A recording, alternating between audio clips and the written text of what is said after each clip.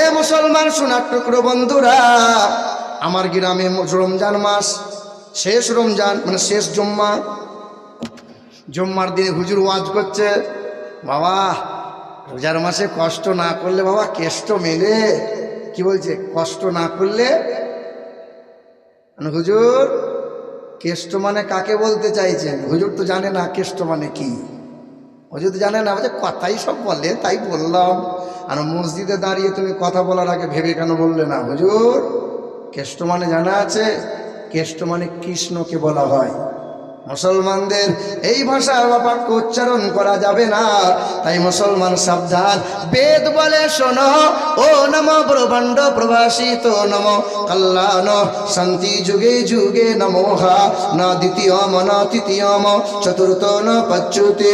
তিনি দুইটা তিনটা চারটা পাঁচটা দশটা হবেন না, তিনি হবেন এক দ্বিতীয় লা শারীকা লা, তিনি হবেন আল্লাহু আল্লাহ।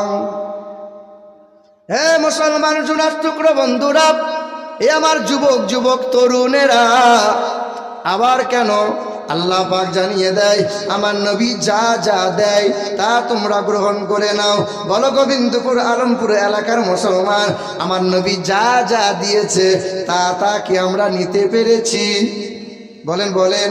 আল্লাহ নবী পাক জবানের ঘোষণা, তলাবুল ইলমি ফারিদাতান আলা কুল্লি মুসলিমিন ওয়াল মুসলিমাত। প্রতিটা মুসলমান নর ও নারীর জন্য জ্ঞান অর্জন করা ফরজ। কালো হও কিংবা ফর্সা, আরবি হও কিংবা বিহারি, বাঙালি হও কিংবা গুজরাটি, এ দলের হও কিংবা ওই দলের, তবলিগি হও কিংবা বেরেলভি, যে কোনো দল মতের হও না কেন, জ্ঞান অর্জন করা ফরজ।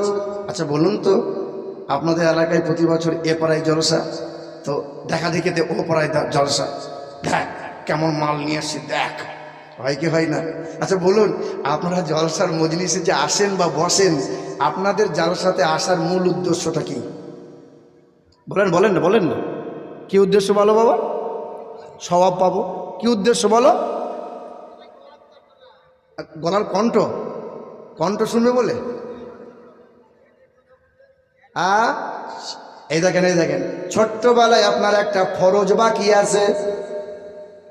মুসলমানদের সর্বপ্রথম যে ফরজ, সেটা কি? সর্বপ্রথম ফরজ কোনটা? সেটা হলো জ্ঞান অর্জন করা। কোন জ্ঞান অর্জন করা ফরজ? যে জ্ঞানটা অর্জন করলে ছেলে বাপ মাকে কষ্ট কোনোদিন দেবে না, যে জ্ঞানটা অর্জন করলে ওই ছেলে সুদের কারবার করবে না, যে জ্ঞানটা অর্জন করলে বাজারে গিয়ে লটারি কোনোদিন কাটবে না, যে জ্ঞানটা অর্জন করলে পরে বেনামাজি হয়ে দাড়ি সে চাটবে না। হ্যাঁ মুসলমান, বলো বলো, ওই জ্ঞানটার নাম হলো কোরআন ও হাদিসের জ্ঞান। এবার আপনাদেরকে জিজ্ঞাসা করি, আপনার এলাকার কোনো একটা আলেমের নাম বলে দেন, যে আলেমটা বিয়ে করার সময় লাখ টাকা পণ নিয়েছিল, 6 ভরি সোনা গুনে গুনে নিয়েছিল, দেখাতে পারবেন? আপনার এলাকার কোনো একটা আলেম হাফেজের নাম বলে দেন, যে ছেলেটা বাপ মাকে খেতে দেয় নাই, গোয়াল ঘরে বাস করতে দিয়েছে, এমন একটা আলেমের নাম বলে দেন, এমন একটা আলিমার নাম বলে দেন, লটারি কাটে, সুদের কারবার করে, একটাও দেখাতে পারবে না মুসলমান। কিন্তু আপনাদেরকে কত হাতে কলমে দেখিয়ে দেবো, কত শিক্ষিত মানুষ, এমকম বিকম বিএড ডিএড করা ডিগ্রিওয়ালা ব্যক্তি, কত মাস্টার কত প্রফেসর, বাপ মাকে খেতে পড়তে দেয় নাই, বৃদ্ধাশ্রমে ঠাঁই দিয়েছে, কত শিক্ষিত মানুষ সুদের কারবার করে পেট মোটা করেছে। ঠিক না বল? এ বাবারা ভাইরা আমার, জ্ঞান অর্জন করো, জ্ঞান অর্জন করো। যে জ্ঞানটা অর্জন করলে পরে ছেলে ও মানুষ তৈরি হবে না। না না, আমি একদিন আমার এলাকায় চায়ের দোকানে গাড়ি থেকে নেমেছি, তখন সবে হাফেজ মৌলানা পাশ করেছি।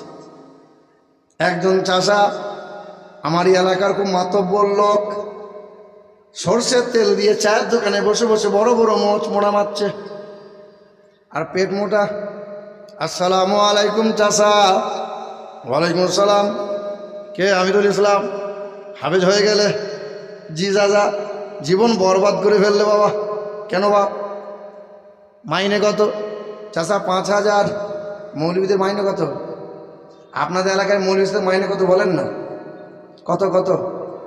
10,000 হয়েছে? 10,000 বলেছে।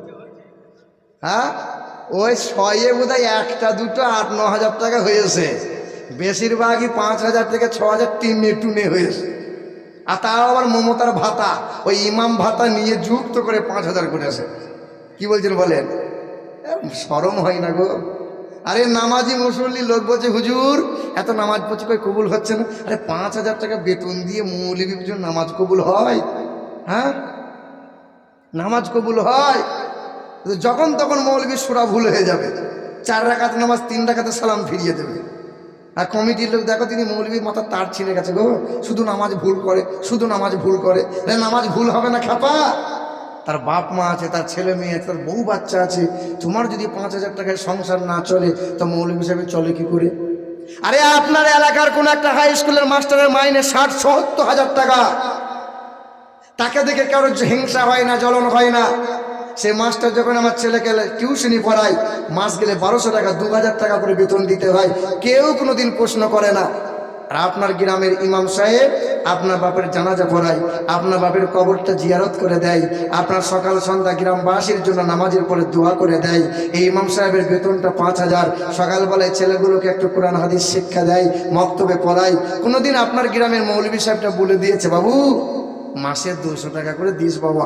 ওই যে নামাজি দাড়িওয়ালা মুসল্লি মানুষটা তখন বলেছিল মৌলবীর কত বড় পেট দেখ, মৌলবীর পেট ভরে না রে, এত লোভ, আবার 200 টাকা করে মাইনে চাইছে ছেলেদের কাছে। এর হিংসা হয়েছিল, জ্বলন হয়েছিল। একবার শরম হলো না? ইংরেজিটা শেখানোর জন্য 1200 টাকা বেতন, আর মৌলবীর কাছে আরবি পড়া শেখাবে, যে আরবি শিক্ষা আল্লাহর ভাষা, যেটা নবীর ভাষা, যেটা কবরের ভাষা, যেটা হাসরের ভাষা। কবরে চাইলে আরবি চলবে, বিয়ে পড়ানোর সময় আরবি চলবে, নামাজে কোরআনের ভাষা চলবে, ইংরেজি বাংলা ইতিহাস ভূগোল চলবে না। একবার মনে হলো না আমার গ্রামের ইমাম সাহেবটা ছেলেকে পড়াই, হুজুর কাল বাড়ি যাবেন, এই 500 টাকা নেন, আপনার ছেলের জন্য একটু ফল টল কিনে নিয়ে যাবেন? বলতে পেরেছেন কোনোদিন? কোনোদিন? বলে মৌলবীর জন্য জান দিয়ে দেবো কিন্তু বেতন বাড়াবো না। আমার গ্রামের কেশিয়ার কমিটি, মসজিদ কমিটি বললেন রাগ করিয়েন না, যেন যারা কমিটি আছেন রাগ করিয়েন না। আমার গ্রামের কথা বলছি, গ্রাম 16 আনাকে ডাক দিয়ে দিল, আসসালামু আলাইকুম। সব লোক হাজির, সেখানে আমিও হাজির। তা কেশিয়ার বলছে 2 বছর দায়িত্ব নিয়েছি কেশিয়ার আমি, হিসাব করে দেখো 2 বছরে 6 লাখ টাকা মসজিদে আমি জমিয়ে দিয়েছি। জিজ্ঞাসা করলাম কেশিয়ার বাবু 4 বছর আগে মৌলবী বেতন কত ছিল? 5,000। 4 বছর পরে 4 লাখ টাকা, তুমি 6 লাখ টাকা বাড়িয়ে দিয়েছো, তা মৌলবী বেতনটা ক টাকা বেড়েছে? বলে 5,000। কথা বুঝতে পারছেন? তাহলে কেশিয়ার তুমি জাহান নামের রাস্তা কিনেছো, তুমি কেশিয়ার, তোমরা কমিটি হয়েছ। মসজিদ হবে চকচকে আর কমিটি মুসল্লি হবে ফকফকে। ছি ছি ছি ছি, লজ্জা শরম করা দরকার। রাগ হচ্ছে আপনাদের? সত্য কথা বলবো না? এই বলবো না? রাগ হলো হলো, 2য় বছরে ডাকলেন আর না ডাকলেন বই গেল। আর কোনোদিন আসবো সে আশা আমি করি না। তবে এসেছি যখন, আমার মাওলানা তাফাজ্জল সাহেব যখন নিয়ে এসেছেন, তাহলে ছালটা ছাড়িয়ে টাটকানো লাগিয়ে দিয়ে যাবো ইনশাল্লাহ। সত্য কথা বলবো তো নাকি? যারা বলে ইনশাল্লাহ। হ্যাঁ, মাশাআল্লাহ, সুবহানাল্লাহ। এ বাবা জিরা ভাইরা আমার, চায়ের দোকানে চাষা বসে আছে। চাষা কি বাবা? বলে বাবা ছেলে মানুষ করতে হয়, সরষের তেল দিয়ে মোচ মোড়া মারছি। দেখ আমার ছেলে কলকাতায় থাকে, মাস গেলে 80,000 টাকা বেতন পায়। মৌলবী হয়েছে ক টাকা? চাষা 5,000 6,000 টাকা পাই। বউকে কি খাওয়াবি? ছেলে মেয়েকে কি খাওয়াবি বাবা? মৌলবী হতে গেলি খেয়ে দে, তোর কাজকর্ম নাই। হে বাবারা ভাইরা আমার আল্লাহ পাক রব্বুল আলামিন জানিয়ে দেয়, যে ছেলেকে কোরআনের তালিম দিতে পারে নাই, যে ছেলেকে নিজের কোরআন হাদিসের তালিম দিতে পারে নাই, বৈধ অবৈধ সম্পর্কে জ্ঞান অর্জন করাতে পারে নাই, ও বাপ হয়ে ছেলেকে কুত্তার বাচ্চা বানিয়ে নিয়েছে, ও মানুষের বাচ্চা বানাতে পারে নাই। আমার আল্লাহ পাক কোরআন পাকে জানিয়ে দেন, ওয়ালাকাদ যারানা লিজাহান্নামা কাসীরাম মিনাল জিন্নি والإنس لهم قلوب لا يفقهون بها ولهم أعين لا ইবসিরুনা বিহা ওয়া লাহুম আদানুন লা ইয়াসমাউনা বিহা উলাইকা কাল আনআম। কোরআনেতে পারা নম্বর 9 পৃষ্ঠা নম্বর 13 লাইন নম্বর 1। সন্দেহ হলে বাবা কাল সকালে কোরআন খুলে দেখ। আমার আল্লাহ পাক জগতের মানুষকে জানিয়ে দেয়, বুঝেও বুঝে না যারা, বিবেক আছে বুঝে না, দেখেও দেখে না যারা, চোখ আছে দেখে না, শোনেও শোনে না যারা, সত্য কথা শোনে না, উলাইকা কাল আনআম, তারা মানুষের খাতায় পড়তে পারে না। এটা মহান মালিকের ঘোষণা। আপনি বলেন আমার ছেলে মানুষের বাচ্চা হচ্ছে, আরে গরু ছাগল কুকুর বিড়াল লজ্জা শরম করে না, সমাজ ব্যাটা মানে না। কুকুর বিড়াল যেখানে সেখানে ট্যাং তুলে বিশ্বাস করে দেয়, অবলা পশু করতেই পারে।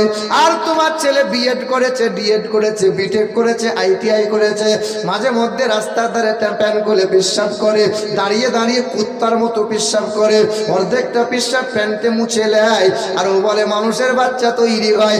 আল্লাহ বলে না না, এটা ও মানুষের বাচ্চা হয়, ও বাপ হতে পারে নাই।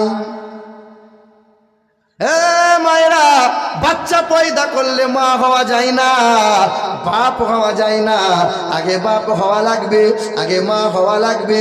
এ বাবারা, ভাইরা আমার, এ সোনার টুকরো বন্ধুরা, গরু ছাগলকে ঘোলা পানি দেবেন, পিয়াস লেগেছে নদীর পানি দেবেন, কলের পানি দেবেন, যা দেবেন গরু ছাগল মুখ ডুবিয়ে পান করে নেবে।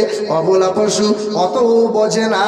আপনার ছেলে মানুষের বাচ্চা, মাঝে মধ্যে ঘোলা পানি পান করে, ও মানুষের বাচ্চা হতে পারে না, ও কুকুরের বাচ্চা। এটা মহান মালিকের ঘোষণা। আবার তোমার ছেলেটা দিন গেলে 14টা করে বিমল লাগে, ছাগল মনে হচ্ছে। হ্যাঁ, আর এমন করে চুল কেটেছে মানে ভেড়া।